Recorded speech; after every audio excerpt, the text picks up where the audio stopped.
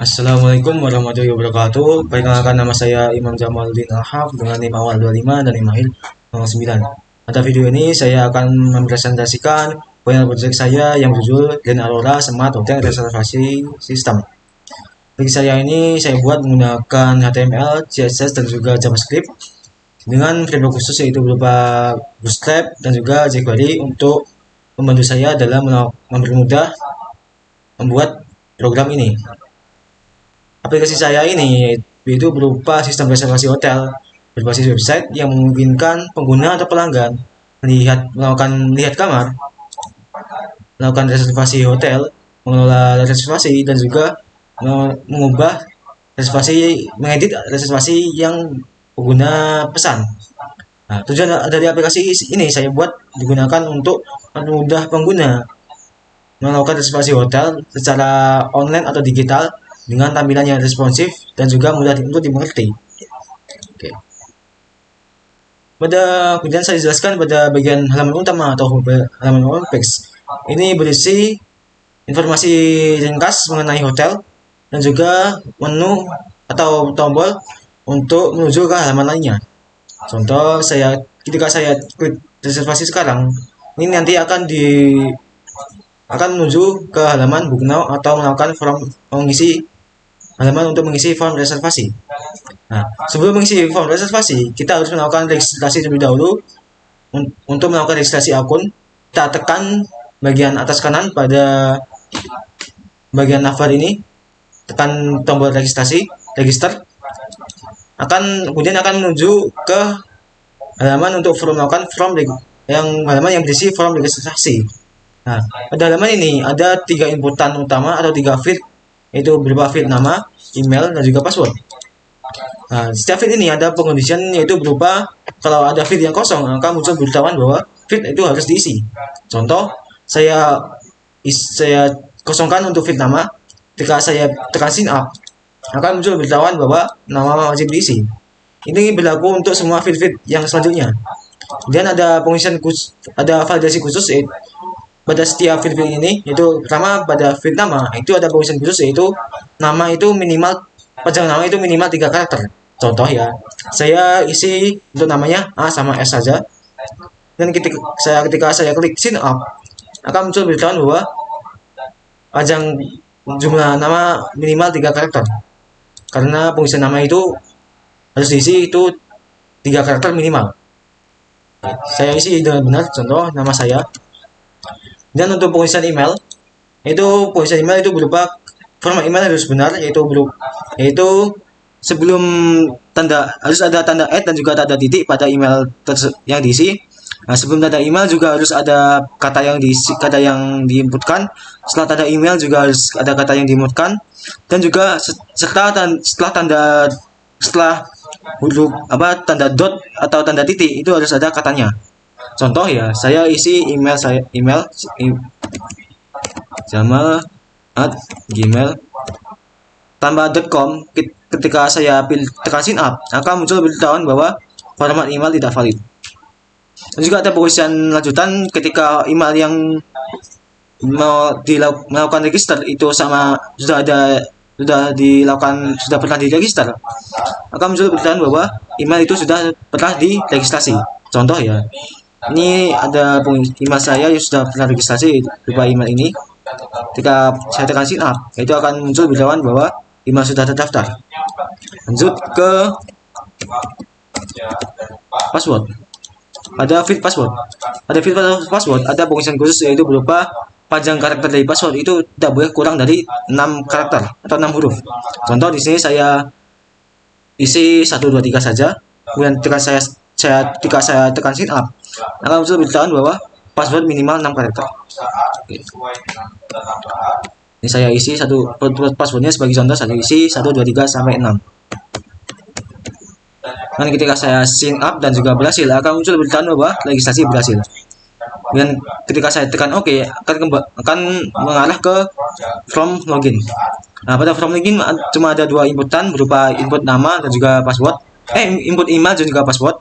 Nah, untuk input email ini tersendiri dan juga password itu sama juga validasi sama di pada form registrasi, itu format email sebenar, format untuk field password pada field password itu panjang karakternya itu 6 karakter, dan juga untuk format email itu harus benar juga untuk melakukan registrasi.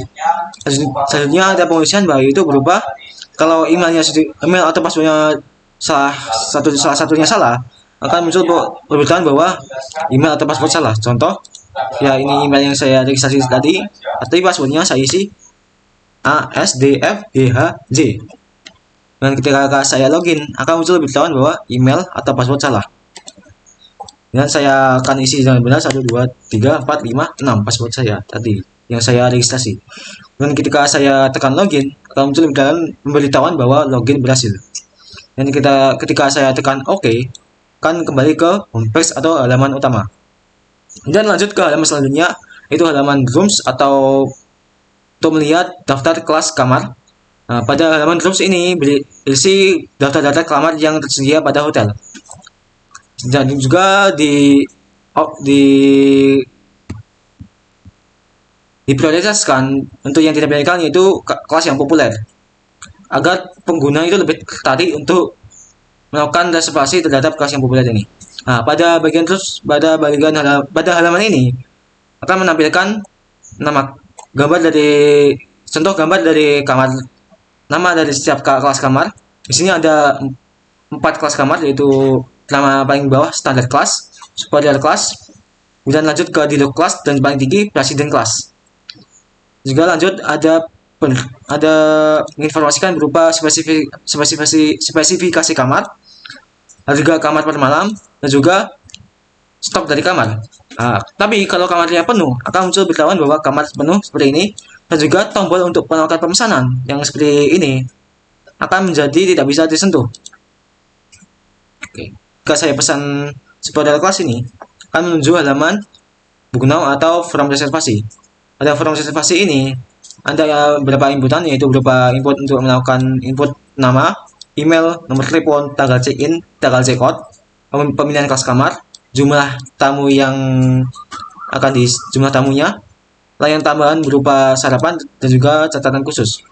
Dan juga di sini ada menu tambahan, yaitu berupa ringkasan pemesanan. Itu dia ambil dari kamar yang dipesan, total durasi menginap kamar diambil dari tanggal check-in dan juga tanggal check-out. Layanan tambahan yaitu berupa sarapan, apakah diisi atau tidak, jumlah tamunya itu berapa, dan juga total harga yang diambil dari namanya menginap dikalikan dengan harga dari kamarnya. Dan di sini ada penguncian untuk namanya, sama seperti yang sebelumnya.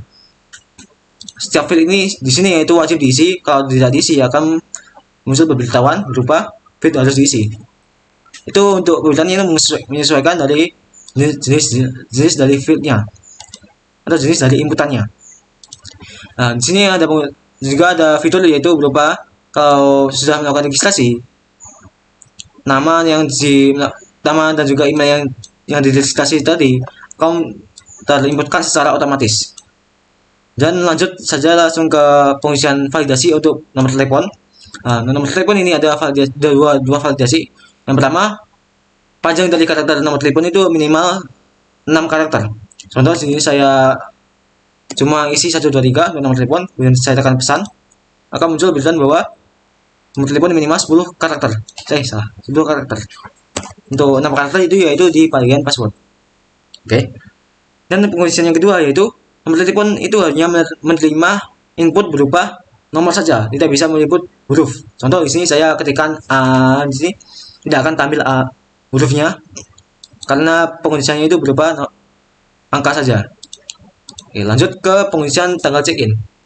Di tanggal check-in ini ada pengisian berupa tanggal check-in ini tidak boleh bentrok dengan tanggal check-out, karena minimal untuk melakukan pemesanan itu 1 malam. Untuk melakukan pemesanan itu minimal 1 malam. Untuk lama menginapnya minimal. Kemudian tanggal check in itu tidak boleh setelah tanggal check out. Contoh ya, saya check in tanggal 5, kemudian check outnya tanggal 3 atau hari ini. Dan ketika saya pesan, akan muncul pemberitahuan bahwa tanggal tidak booking tidak valid. Juga ada pengisian yaitu kalau tanggal check-innya tidak diisi sebelum tanggal check out, maka akan muncul bertulisan juga bahwa tanggal check-in wajib diisi. Oke. Lanjut. Langsung ke kelas kamar. Untuk field kelas kamar ini sini ada pengisian yaitu berupa kalau kamarnya sudah penuh akan muncul berita bahwa kamar sudah penuh. Contoh di bagian terms tadi kamar yang sudah penuh yaitu bagian di look class atau kelas yang populer. Coba saya pesan ke arah di look class.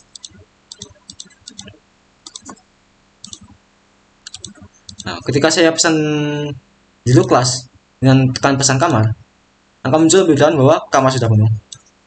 Oke, itu saja untuk pengisian pada kelas kamarnya. Ini saya pesan supaya dari kelas saja. Dan untuk jumlah tamu, ada pengisian bahwa kalau jumlah tamu tidak isi atau dikosongkan di sini, yang awalnya 1 dikosongkan, jumlah tamu yang terimput itu sudah otomatis 1 orang. Kemudian maksimal jumlah tamu yang bisa diinputkan itu paling banyak itu 5 orang. Tidak boleh lebih dari 5 orang. Contoh saya inputkan 7 orang di sini untuk jumlah tamunya. Kemudian akan muncul berita bahwa jumlah tamu maksimal 5 orang. Lanjut untuk pengisian pada layanan tambahan. Nah, untuk layanan tambahan sendiri ada pengisian berupa atau promo lah. Kalau menginapnya lebih dari 3 hari, sarapan di sini layanan tambahan berupa sarapan akan digratiskan. Contoh ini tadi cuma 2 malam saja. Itu kalau tidak pesan kamar saja kan 2 malam, tidak kan berarti promonya tidak terverifikasi atau tidak terikutkan. Ketika saya pesan kamar, harganya akan jadi 100.000 karena setiap per malam itu 50.000. Tapi kalau saya pesan selama 3 hari sampai tanggal 7 di sini, layanannya harganya tidak akan ditambah dengan layanan tambahan karena 500.000 kalau dikalikan dengan 3 itu sebanyak 1.500.000. Oke, untuk catatan khusus atau opsional ini tidak ada pengisian karena itu bersifat opsional tergantung dari pelanggan itu mau mengisi atau tidak. So, lanjut, kalau saya pesan kamar akan muncul pemberitahuan bahwa booking berhasil. Ketika saya tekan OK, akan masuk ke halaman rooms atau pemilihan untuk melihat ke kelas kamar. Oke, lanjut ke halaman selanjutnya yaitu halaman manage booking. Pada halaman ini kita dapat melihat daftar reservasi yang kita pesan. Di sini yang saya pesan tadi ada kelas tadi.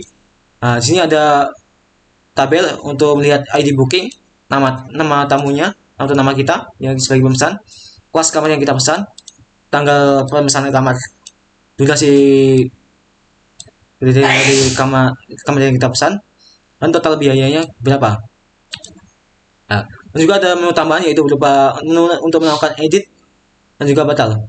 Nah, pada menu edit ini ada 2 pengisian yaitu pengisian ketika kita login sebagai user biasa atau pengguna dan pengisian sebagai administrator atau admin dari hotel.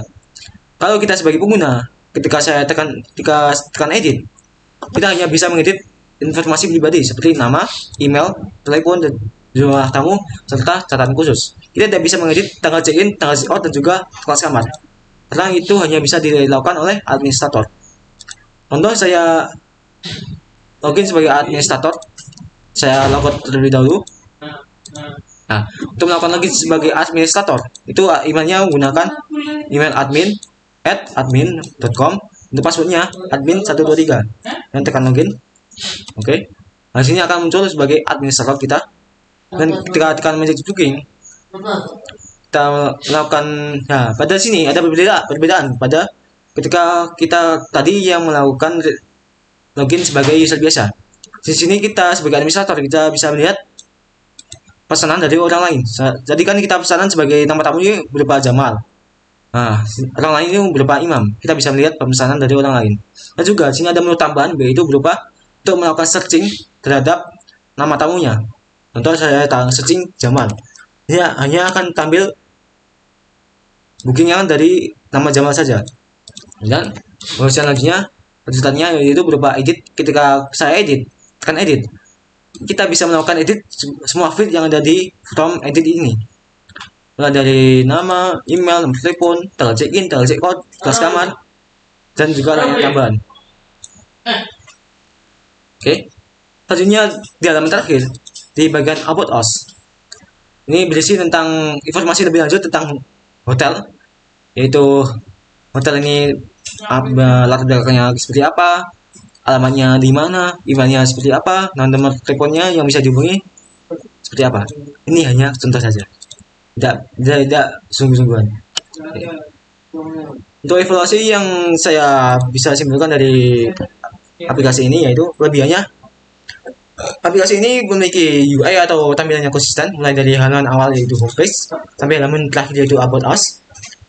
Kemudian aplikasi ini memiliki responsivitas terhadap semua perangkat mulai dari tablet, komputer, dan juga handphone. Contoh ini saya contohkan ketika saya kecilkan di sini layar utama. Ini akan menyesuaikan ke layar HP. Di sini ada pengisian untuk layar HP-nya.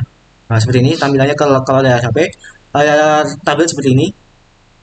Ini layar tablet, kalau layar laptop seperti ini. Beda kan? Nah, kemudian ada kemudian dari aplikasi selanjutnya itu aplikasi saya ini mendukung CRUD atau Create, Read, Update, Delete. Pada untuk create-nya kita bisa melakukan booking atau menambahkan reservasi hotel. Untuk rate-nya kita bisa melihat daftar reservasi hotel yang kita pesan. Update-nya kita bisa melakukan edit pada data reservasi yang kita pesan. Delete-nya kita bisa melakukan batal pada reservasi yang kita pesan. Contoh, saya akan membatalkan pesanan dari nama tamu Imam. Batalkan. Yakin ini kan muncul beritahu bahwa yakin membatalkan booking. Oke. Dan oke lagi. Nah, reservasi dari Imam akan terbatalkan. Tidak akan muncul lagi. Oke. Sedangkan untuk kelemahan dari sistem saya ini masih menggunakan local storage untuk menyimpan data dari reservasi hotel ini. Tidak menggunakan database secara keseluruhan. Nah, kelemahannya itu kalau di website ini dibuka di perangkat lain atau browser lain, itu daftar ini tidak akan terload atau tidak akan tersimpan karena ini hanya tersimpan di browsernya saja. Dan untuk pengembangan lanjutannya itu saya inginkan yaitu berupa untuk storage atau local storage-nya itu diganti dengan storage database SQL.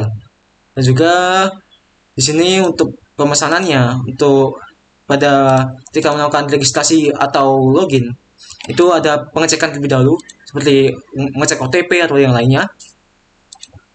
Kemudian itu saja untuk pengembangan lanjutannya. Oke, langsung saya tutup saja. Demikian presentasi dari saya.